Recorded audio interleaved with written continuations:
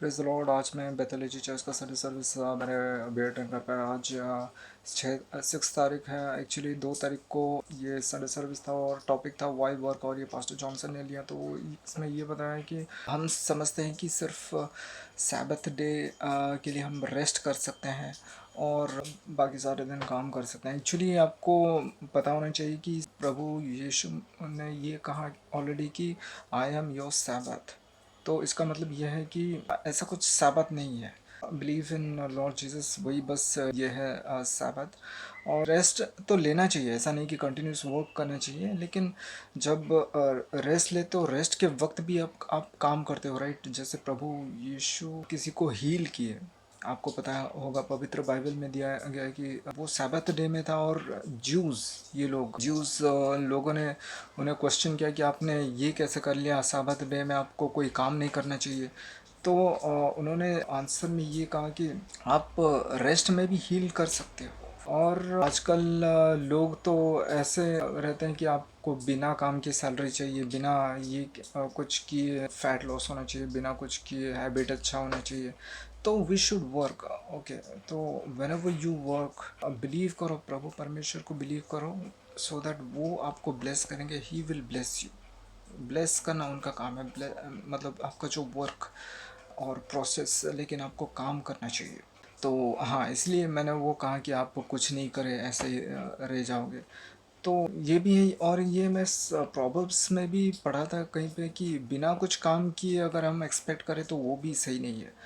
तो हमें काम करना चाहिए और प्रभु परमेश्वर को बिलीव करके। और आपको बता दूं कि पास्टर जॉनसन ने एक बढ़िया एग्जांपल दिया कि अब जो लव बिटवीन गॉड एंड अस, तो एडम और ईव ने जब पाप किया, जब उन्होंने मतलब उनका ग्लोरी खो दिया और उन्होंने कोई फैशन इंडस्ट्री शुरू कर दिया, तो उसके बाद वो छुपने लगा, एडम छुपने लगा, आपको पता है।